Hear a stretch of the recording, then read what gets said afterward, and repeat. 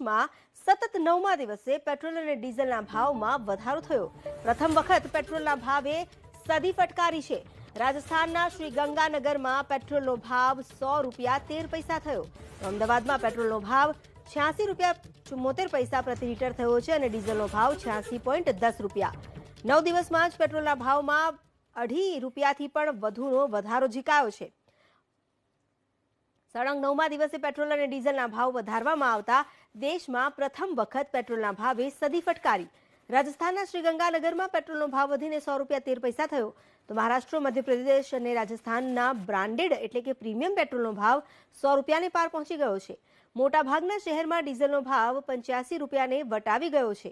ફેબ્રુઆરી મહિનાના પ્રથમ 17 દિવસમાં દિલ્હીના ભાવ પ્રમાણે ફેબ્રુઆરીમાં 11 વારના વધારામાં પેટ્રોલમાં ₹3.24 અને ડીઝલમાં ₹3.47નો વધારો થયો।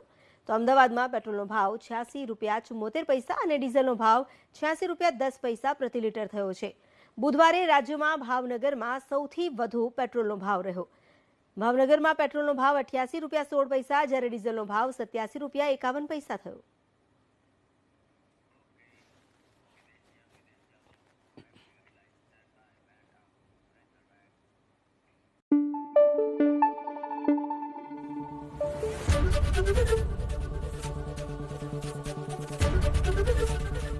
एबीपी अस्मिता, गुजरातनी अस्मिता।